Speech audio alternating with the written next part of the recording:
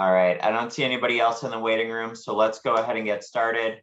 There wasn't a whole lot from my perspective on the BEA briefing yesterday. So anticipating that we might learn a lot more things about the Invest in Age housing programs towards the end of the month. I thought at this point in the month, we could pivot and do something a little bit different. So I'm going to be handing things over to Jackson Rand for most of this meeting. He is our GIS planner at SRPC. And he's here to give you guys a little bit of a sneak preview of a tool that we have put together. Last year we did an outdoor recreation viewer for our region so people could find information about your various parks, trails, things like that, and see where they were all located.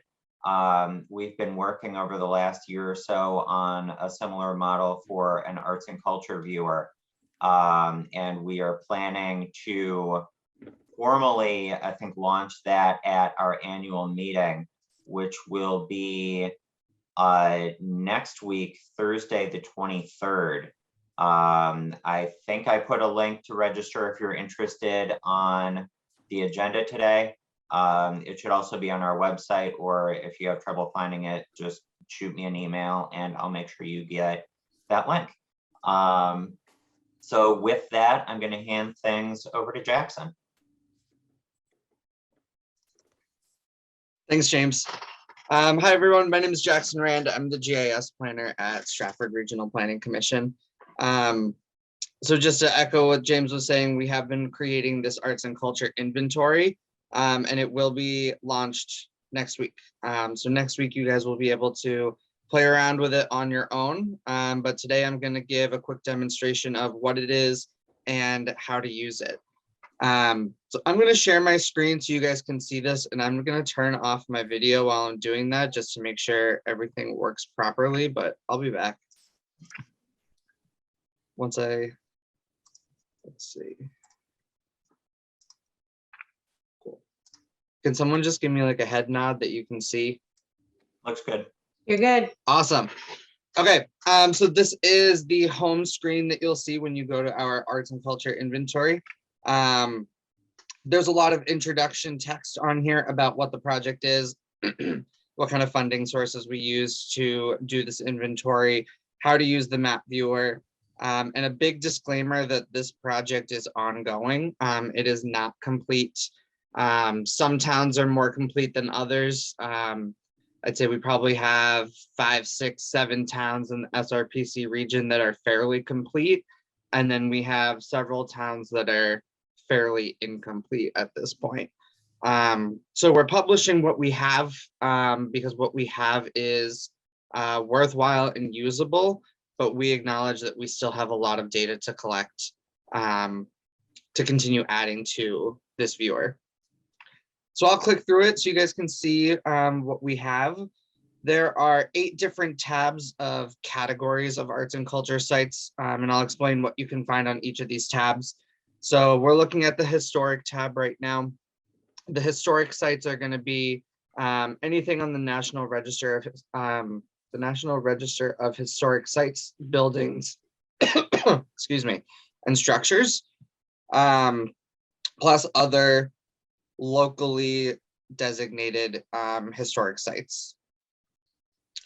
The community tab shows community centers that could have public gatherings or art classes or other types of community-led events. You'll also find libraries on here, public libraries, little free libraries, which are those, they kind of look like tree houses on the side of the street, and you can give a book and take a book. And other sites that are free and accessible to the public.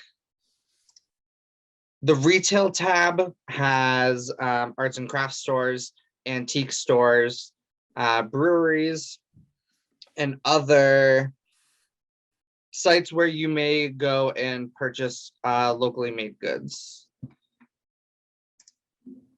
The events tab is going to be parades, local festivals, local food festivals, local music festivals, local arts festivals, and farmers markets. The clubs and groups tab is going to show any historical commissions, municipal historical commissions, municipal arts commissions, any municipal historical societies, any community-led and sponsored volunteer organizations. The art and music education tab has art academies, art schools, places where art classes may be led, music lessons, music schools, dance academies, and other places where arts and cultures may be taught at. The public art and memorials tab has any public art installations. We've also included any business art installations, as we have several major employers in the regions with large art installations on site. Any public memorials, any public statues. The museums, venues, and galleries tab is going to have any venues designated for live music, any museums, any art galleries or art studios, and anywhere where you may go to view art or music. So that's a quick summary of what types of sites are included in here. On each of these tabs, you can find the sites and you can click on them and get a very small amount of information about that site. For every site, we have some sort of link attached. These links primarily go to a website for the site, but some of these sites we've found that they may not have websites, especially for smaller retail sites such as local farms or local craft studios. We found that often the best place to get information for those sites is from their business Facebook page. So we've gone through all of these sites to make sure we've linked whatever is going to give you access to the most up-to-date and accurate information. So you can click right on the link and it'll open a new tab that gives you information about that site. We are working now on collecting photographs for all of these sites. Our data collection team is doing that over this summer. So come the end of this summer, in these little pop-up windows, you'll be able to view photos for all of these sites as well. That pop-up function works on all of these tabs. You'll see all of the same information across the entire map viewer. If you click on any site, you'll get a short description with a link to view more information about that site.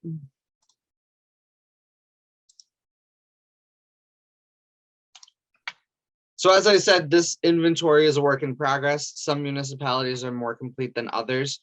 So we are looking for assistance from the general public, municipal leaders, municipal staff to figure out what's missing here. The very last tab on this map viewer is a very short survey where you can add additional sites to this viewer. So there's just a couple of questions to fill out. And at the bottom, there's an option to add your own photos of this site. You can submit as many or as few additional sites to this map viewer as you wish. I will say that if you come in here to submit a site to the map viewer, it's not going to automatically show up on the map viewer. SRPC staff will get a notification that a new site has been submitted. We'll review the information and then add it onto the map viewer on a rolling basis. So it could take 1 to 3 months for your submission to show up on the map. It could take less. But just as a disclaimer, these sites will not automatically pop up when you submit. And if you have any questions about this survey, if you have any questions about the map viewer as a whole, or what could or shouldn't be added, feel free to email me. I can put my email in the chat once I finish sharing and speaking. But that is a very high level, quick overview of what you can find in this arts and culture inventory. We're going to continue updating this inventory at least through the summer, and probably further, until we feel that we have a fairly comprehensive inventory of the entire region. Once we do have a fairly comprehensive inventory of the entire region, all of this data is going to be made available to download. So if you're a GIS user, you'll be able to download this data in a GIS format. If you're not a GIS user, you'll be able to download all of this data in an Excel spreadsheet format. I think for now, that's what I've got as a high level overview of what you can find on here. So I am now happy to answer any questions that any of you may have about this map viewer. Questions for Jackson? Teresa? Jackson, thank you for your work. Wearing my farmer hat, I'm wondering, did you ever consider agritourism as a separate tab? Ooh. We have not. Farms are included on here. I believe primarily under retail, but we did not consider a specific agritourism. Because certainly for certain times of the months in our region, that is a strong economic driver and a big cultural touch point for many communities. So I just toss out there, whether it be apple picking or corn mazes or pumpkins or, Durham Farm Day. I'm going to be submitting as soon as our meeting is over, Durham Farm Day, which is now Durham Lee and Madbury Farm Day. Anyway, just a thought. Agritourism, I'm biased obviously, but I search for those types of events for my family. So I don't know if I'd probably go to events. I don't know if I'd go to retail because it's a different kind of cultural experience, I think. Are those sites included in the POP? The promoting outdoor play? No. No, promoting outdoor play is very specific to active recreation. Yeah, okay. And, just keep in mind that a lot of active recreation takes place on agricultural land, right? That activity could not be happening. We as farmers were not allowing it. Agreed. Thank you for the suggestion. We'll look more into that. Thank you. I'll pop up. Jackson, this is terrific. This makes me so excited. And I wish that we had something like this statewide. In a perfect world, all of the RPCs would band together and create something like this, or to be able to be used statewide. I have one suggestion: the art/music education tab. I would rename that arts education. It would be broader, but this is wonderful. And I'll help in any way I can, identifying entities that should be included. As I said in the chat, I have an extensive list from the Main Street programs that I can share, so. Great, thank you. I'll also mention that the methodology we use to create this is very replicable for other regions, or even other specific municipalities. It would be replicable for the entire state, but that's obviously going to be a much greater lift to include all the sites for the whole state. I'm not totally sure how broad the audience is for this meeting, but if you come from a different planning commission or municipality out of our region, feel free to get in contact with me, and I can certainly help share the methodology we use if you want to replicate it for a different geography. Jackson, I'm sorry if I missed this. I had to step out for a second. This is really cool. I'm really excited to see this. I think a number of us can help to promote this, and just want your guidance on when we can start promoting and putting it in newsletters and sharing it, because this is something that I think folks are going to want to see. Yeah, so we'll have this officially launched next week on Wednesday or Thursday. So come next Friday, you're absolutely free to share it. For those of you who subscribe to our Bits and Pieces newsletter, it'll be in there, so you'll get a notification there. For those of you who don't subscribe to that, you'll be able to find this on, it'll be on our website somewhere, but it'll certainly be on the homepage of our ARC Online site. So I will post a link to our ARC Online site in the chat. I'll post my contact information in the chat as well. And I would say, Charlie, even before it's officially launched, we're planning to launch it at our annual meeting on the 23rd. So in the interim, if people really want to see that presentation and the panel that we have to go along with it, you can share that link to register as well. Great, thank you.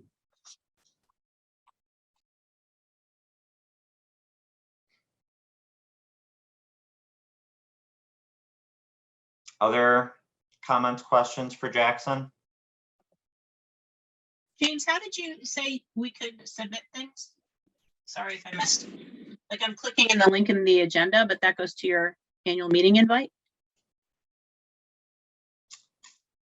Yeah, so the link to the tool itself has not been officially. Okay. Yeah. All right. I just misheard that. Sorry. The survey is built on the last tab of the map viewer, so you won't be able to submit new sites until this is launched next week. Got it. We can certainly send you all a follow-up email when that happens too. Yeah, we'll either get that link into the meeting notes, or if we've Mhm. already sent them, we'll just send you a separate link. Thanks, you can James. go We'll make sure that we put it in our REDC, either our social media or newsletter or something once it's officially out. Okay. Thanks, Jen.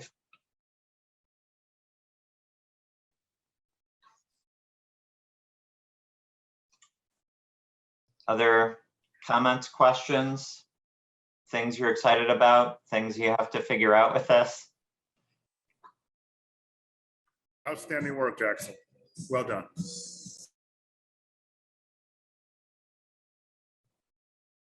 All right, seeing none, that was a little bit quick, but yeah, we can make it work. I think from my perspective, this just seems like an example of sort of once you find a tool that works in one way, being able to keep adapting it and thinking of new ways to use things. So to the extent that we can use this and or the outdoor recreation viewer or any other similar tools that you think might be valuable, we've spent a lot of time over the last year or two talking about the quality of life in this area as a big selling point for our communities, for our economy, and as a big driver of why people come here. So if you all have ideas for how to promote this and make it the most useful thing that it can be for the region, we're all ears. I think for the outdoor recreation viewer, we had a few hits a day, and people were gradually showing a little bit of interest, and then one of the breweries shared it and it took off. So I think it's just finding people in the right way to get this out and make it an actual useful sort of thing that's actually out there for people.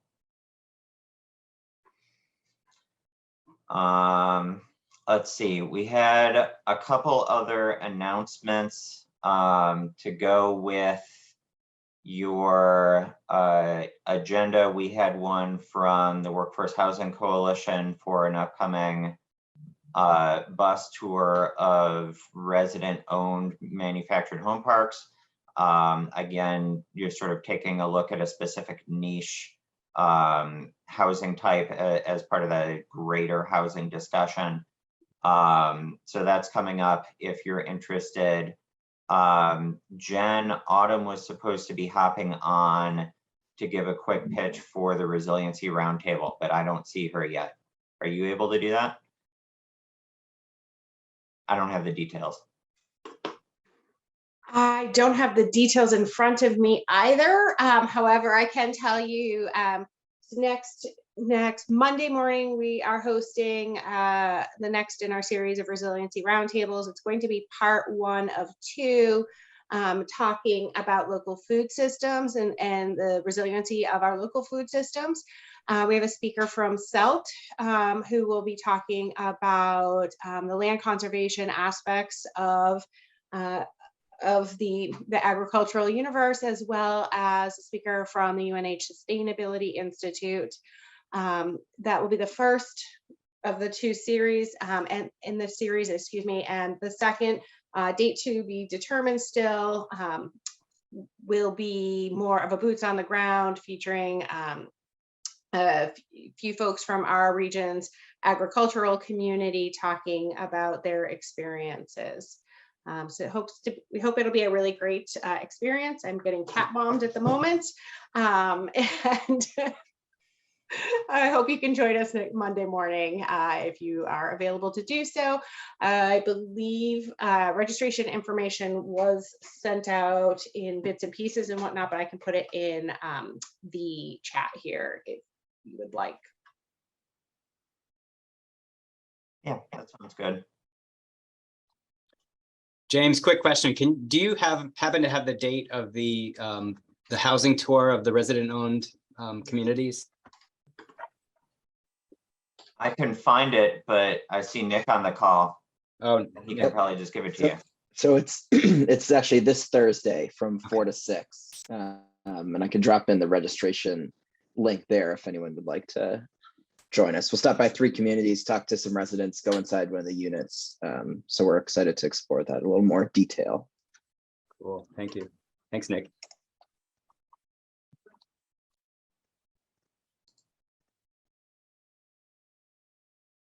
So I think that's most of what I had on the agenda or at the top of my mind. Anybody have anything else you want to talk about? Other announcements, good news? Warren? Yeah, we've got a resiliency academy. We had 2, part 1 and part 2, which is Zoom meeting, very well attended. And we did some good work around best practices around resiliency. We've got the part 3 where we're actually visiting downtowns throughout the state. The one that we're doing on this coming Thursday is Somersworth. We'll be visiting Main Street. We'll be visiting the ICC, trying to we're bringing together community leaders and volunteers within the city of Somersworth. So I'm going to put that, the link to sign up for that, for this walking tour, where I'll be there, and I'm sure Robin is leading it and a big part of it. And if anybody's interested, you can sign up right there. We're meeting at 9 o'clock in Somersworth. All the details will be on this link, and it's free, of course. And Warren, if you want, I can send you the agenda. I have a very detailed micro agenda and then more of a macro high level summary agenda. I can send you all that stuff as soon as we hang up if you want to include it in that email. Yeah, okay. Yeah, fine, thank you. You know, we have 4 guest speakers. We have the operations manager of Favorite Foods. We have Caitlin Carrington from the Career Center at the high school. We have Sherry Norton from Profile Bank, and we have Patrick Kelly from Stripe 9, and each are going to talk about resiliency, however they experience and define it and what it means to their business. And then, like Warren says, we'll leave here and I'll do a quick narrative throughout downtown Main Street and talk about some refurbishment that has occurred certainly in the last 10 years, if not 8, through the Mill Yard backup and then through Dover Housing Authority. Our code inspector officer and our kind of legal counsel is going to partner with me and talk about specific resiliency issues as it pertains to living and residential living within the community as well. Wrap around to the Indonesian Cultural Center and talk about resiliency there, what it means to be a community and a culture of residents and that are finding their place within community and developing a very specific program of work based on the needs and interests and contributions of those members of community. And then a bunch of people are actually going to come back to City Hall, very unplanned, but really neat, and meet with the Director of Planning and Community Development, Michelle Mears. We have probably 2 or 3 people have already said that they're going to do that. So it's a great group. And please, as Warren says, please feel welcome. I must say, this whole program is in cooperation with the New Hampshire Cooperative Extension Service, UNH Cooperative Extension Service, and it's been a great partnership. Molly Donovan and Charlie and their whole team have been terrific, and the work that we've done in this Resilience Academy. This is the second part of it. The first part was last year. Has been really uplifting and educational. Warren, this has been a great partnership. Thank you.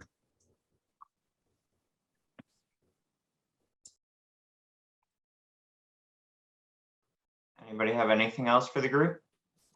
Yes, going back to the map, is there a mobile application or mobile component to that tool yet?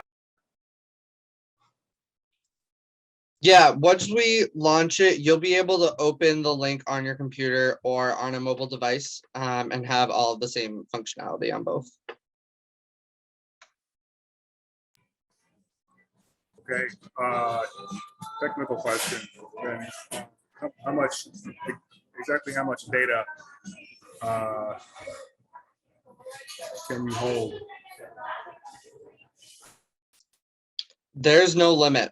Right now we have, I think it's about 150 sites in there, but there's no limit in how high we can go.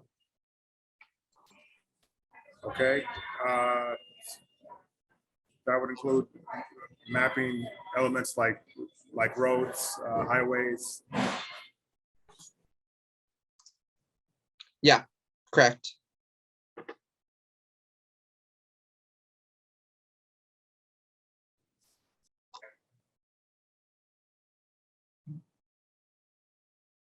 Other comments, questions? Mikhail, on a scale of 1 to 10, how likely do you think it's going to be that we're going to have released Invest NH stuff to talk about 2 weeks from now on the 28th?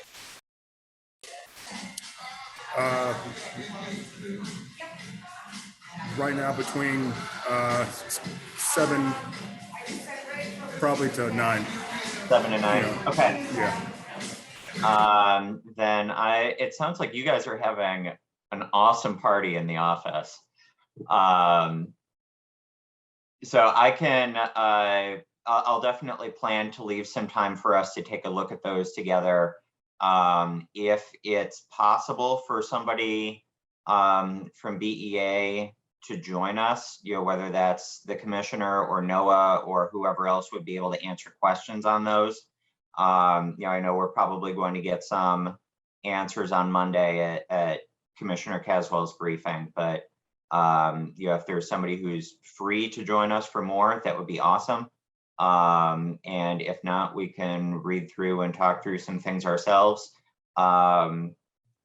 Just on the back end, I know we've sort of heard a few people kicking around potential ideas already.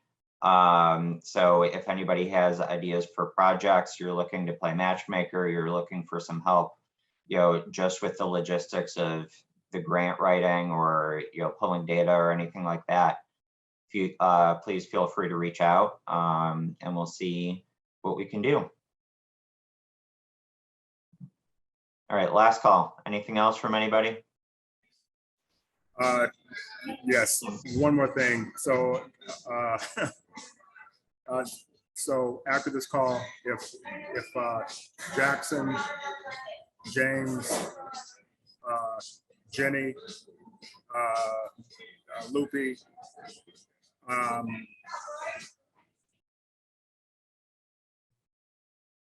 You muted yourself again. Yep, sorry. And Teresa Walker, if possible, and Charlie French, if you guys could hang out for about 5 minutes. Thank you. Sure. I'll keep it open. Anything else anybody has for the rest of the group? I'm not seeing any hands, so thank you all for your time this morning. James, can I interject before you? Oh yeah, Autumn, we wrapped up super fast, so Jen did the pitch. Oh, okay. Thanks. Thanks for joining though. All right, thank you all.